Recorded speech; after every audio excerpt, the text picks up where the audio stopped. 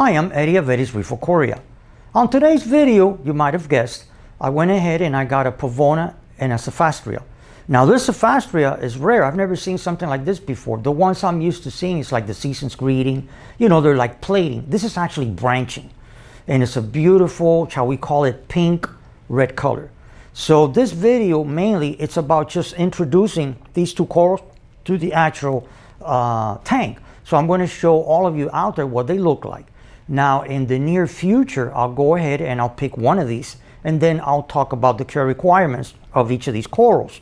Now people that follow me, and if you go back to my channel, you will see that I did do a video on care requirements on Zoanthid and Pavonas.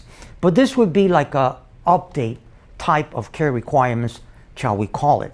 Now on today's video, besides that, I'm going to go ahead and I'm going to show you what actually happened with the Aiptasia that I had a bloom all over. And then every week, besides the peppermint shrimps that I got 3, I'm also, when I do my maintenance weekly, I'm also with Aiptasia X, I'm killing them to reduce the population. But what happened is that on that little area that I had with Zoanthids, it kind of got in between them and it wasn't allowing most of them to open. So what I did is I went ahead, I scraped them off, I took them out of the actual plug, and I actually fragged the ones that were still healthy and all that, and I glued them on a little plug, which is right here in the corner, and I'll shoot that area. I'll shoot where they were, how it looks now, all cleaned up, and then the little plug. Now, what I might do in reference to the care requirements of these two corals that I got, I might be able to go ahead and place one of these, either the Pavona or the Zoanthid, on that area. But before we go into it, don't forget to subscribe to my channel, hit that like, and smash that notification bell. So let's take a deep dive into it and check it out. Okay, so here we are looking at the two new acquisitions. Of course, the one on the left is the Zoanthid, and on the right, the Pavona. Now, way back, people that follow me will probably recall that on the right lower quadrant of the tank, I had a season's greeting, which is also a Zoanthid. It was doing fine, but I wasn't aware prior to the ICP test, the 4 trace elements that were missing. So it was doing okay, but it really didn't last that long, and it faded away. Now, my understanding when it comes to Zoanthid, I didn't know that you had the branching type, which is this one. And as you see it, it's beautiful. It's like a pinkish red color, branching. Matter of fact, if you look at it, it actually looks like one of the acros that are out there, one of the species. Although, yes, both these are SPS, but they're much easier to keep than actually acros. So that's the first coral that I thought I, briefly talk about it. Then on the right, then you have, of course, the Pavona. I've tried, I think, two Pavonas with no avail. They would fade, and I would lose them. My lights are properly adjusted, but again, it all boils down to the thing with the trace elements.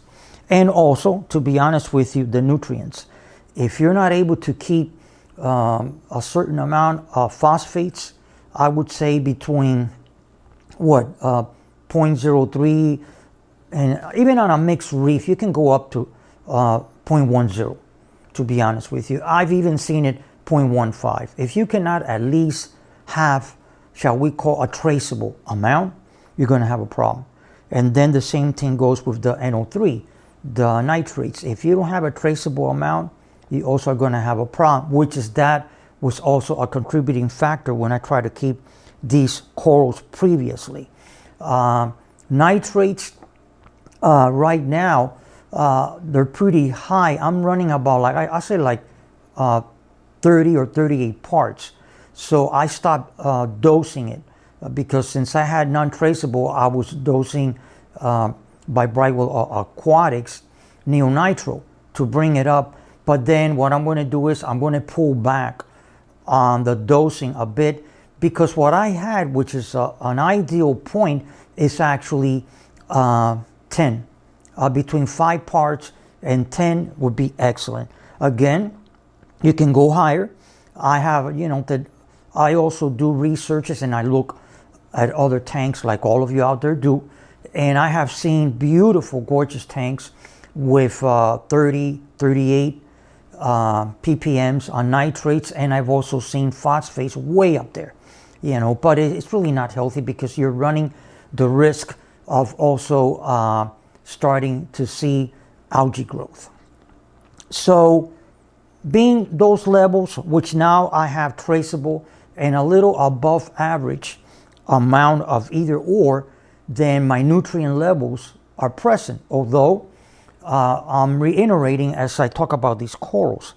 When you do test kits on NO3 or PO4s, in other words, nitrates and phosphates, and you show non-detectable, one might be that it's non-detectable because you don't have either or.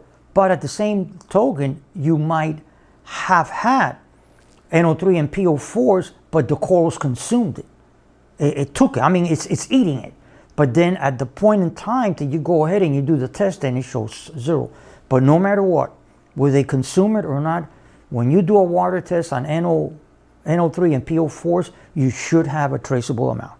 So I'm sorry I got out of track, but I thought I'd bring that up. Okay, now that little section that you see there, that's where the zoos were.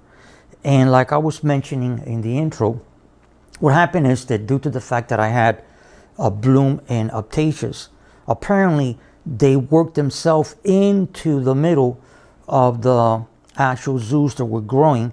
So some were being like irritated and they wouldn't open. So what I did is I scraped it off, and I actually, with a razor blade, I cut the ones that were very healthy and all that, and I put them in a plug, which I'm going to show you now how they're doing. But this is the actual area where they were.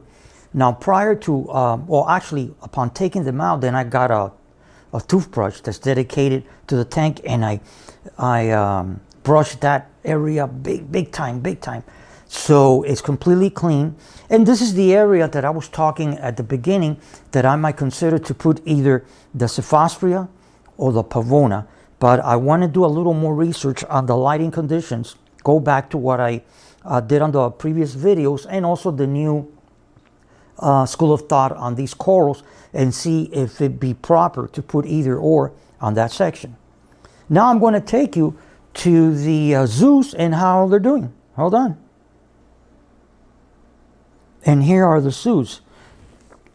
I went ahead, I salvaged about, there's another 2 heads behind these, and they're doing great. So I'm going to leave them there for a while and see what I'm going to do with them, put them in another area or whatever, and always continuing to bring down the population of the Aiptasias. So I thought I'd show you that also. Well, I hope you enjoyed the video, found it interesting, educational, and fun. If you liked it, hit the thumbs up. Of course, subscribe to my channel and smash that notification bell. And like I say at the end of all of my videos, happy reefing, and until next time, bye-bye.